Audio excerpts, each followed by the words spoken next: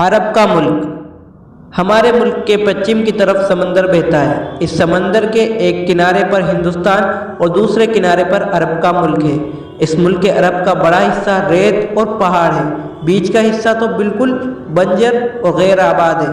صرف اس کے کناروں پر کچھ سبزی اور شادابی ہے اور انہی میں سے اس ملک کے بسنے والے رہتے ہیں۔ اس کے ایک طرف بحر ہند ہندوستان کا سمندر، دوسری طرف خلیج ایران کی کھاڑی، تیسری طرف بحر احمر لال سمندر ہے اور چوتھی طرف خشکی ہے۔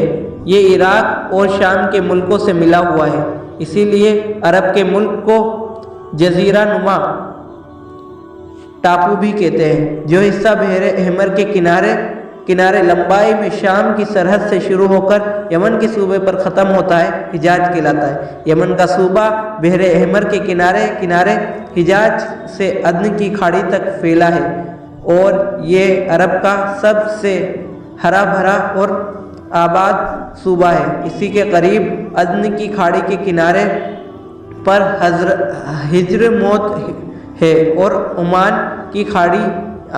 کی دریا کے عربی کنارے پر عمان اور ایران کی کھاڑی کے کنارے پر بحرین اور اس سے ملا ہوا ہے۔ ایمامہ اور بیچ ملک سے عراق تک کا حصہ نجد کہلاتا ہے۔ حجاز اوپر پڑھ چکے ہیں کہ بحر احمر کے کنارے اور شام کی سرحد سے یمن تک کا جو حصہ ہے اس کو حجاز کہتے ہیں۔ حجاز میں 3 شہر مشہور تھے اور اب بھی ہیں، ایک مکہ، دوسرا طائف اور تیسرا یثرب۔ ہمارے پیغمبر صلی اللہ علیہ وسلم ان پر درود و سلام کو انہی 3 شہروں سے تعلق تھا۔